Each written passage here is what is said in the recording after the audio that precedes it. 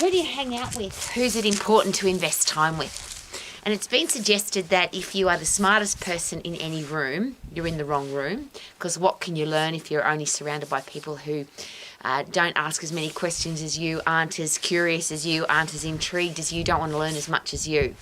So are you hanging out with people, are you investing time with people that are pushing you, that are forcing you to learn more, forcing you to grow, or do you hang out with people who don't care what you do, or they're trying to pull you down? And either of those, of course, don't seem like a very good idea to me.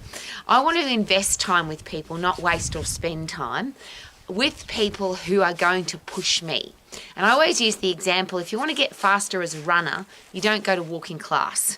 It's nice to have a walk with lovely people, but if you want to get faster, if you want to get fitter, you've got to go and hang out with the people, you've got to train with people, you've got to invest time with people that run faster than you do, that push you harder. Another great example, I used to run health clubs and squash clubs all over Australia. And it was really interesting when I wanted to learn how to play squash. I invested time with the top level A-grade squash players.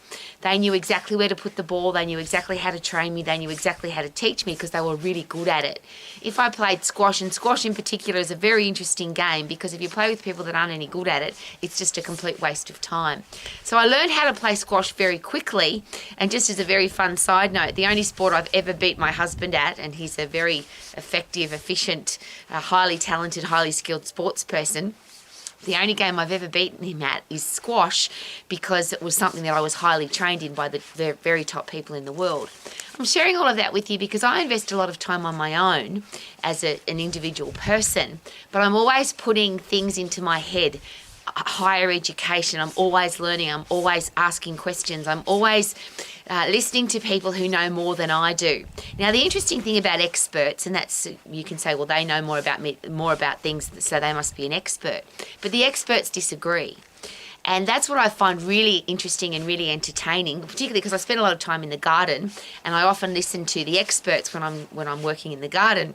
And the endocrinologists, the cardiologists, the orthopedic surgeons, the psychologists, the neuroscientists, all the people that study the body, they all disagree. So it's really good for my critical thinking, really good for my brain to analyse that this orthopaedic surgeon said that and this one said this. This neuroscientist said that and this one said this, and they disagree.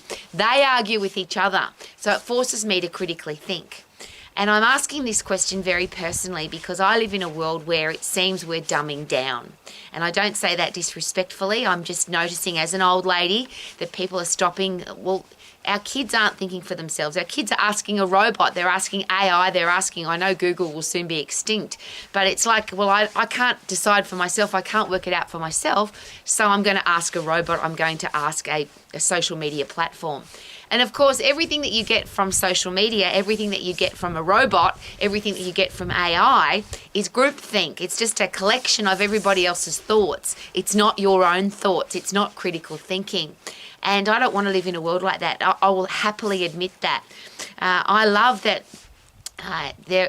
there are things that help make our life easier, but on the reverse of that, I hate that there are things that make our life easier, because how will we get tougher, better, stronger, wiser if we just use labour-saving devices? Now, I live in the South Island of New Zealand. I love the farmers that have made farming a very effective thing, but I love watching a farmer dig a hole with the spade. I love digging a hole with the spade, with the pick, with the rake. I love moving rocks and logs by myself without using machinery, because how would I get tougher, stronger, wiser, better if I just use technology?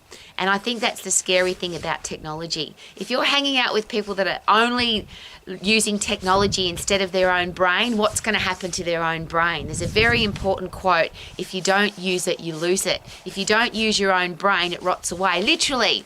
There's a really classic example of that. There's a small ocean animal that once it connects itself to something that it's never going to move from again, it eats its own brain. It doesn't need its brain anymore because it doesn't have to use it, so it just eats it, so it doesn't have a brain anymore. The human brain's not that much different. If you don't use it, if you don't constantly challenge it, ask it questions, force it to think differently, it rots away. The reverse of that, if you're constantly asking questions, learning, training, educating, doing more ongoing learning, training, educating, you improve the connections in your brain. You get neuroplasticity, which is change of brain thinking, and you also get neurogenesis, which is creating new brain cells. I want to be that person. I don't want to be the old lady where my brain rots away. And very sadly, Alzheimer's and dementia is an old person's disease. Worse than that, though, it's getting younger and younger because our kids are not using their brain. They're not thinking for themselves. They're not asking questions. They're not curious. They're just using a screen, a robot, the social media platform. They're being influenced by social media influencers. People getting paid to tell people what to think, tell people what to wear, tell people the answers to their questions rather than us finding those questions out or answers for ourselves. I don't want to be that person. How about you? So I'm constantly learning, constantly asking questions, constantly listening to the people that argue with each other and working out for myself. I take the best of that argument and the best of that argument and put it into my life and what's going to work best for me. If you want to live your life to the max, you've got to have a strong brain, you've got to have a strong body. They go together. So if you waste time with people that don't use their brain, your brain will waste away. If you invest time with people that are constantly growing your brain, you'll get this thing called return on investment, ROI, something I wish I'd learnt at school. I didn't find out what it meant until I went into business. Return on investment simply means whatever I invest my time or money in, I want to get a return on it. And for me, I want to get a big return. So if I spend an hour studying, I want to learn a lot. If I invest money, I want to earn a lot of money. I want to make sure that everything I do is 100% effort to get 100% result. And that's why I want to hang out with people that think the same way, not people that are prepared to do nothing, not think for themselves and not have a brain that works. So if you want to live your life to the max, learn, train, educate, create new connections in your brain so you can live your life to the max. Yeah, live your life to the max. Woohoo! Check out my garden.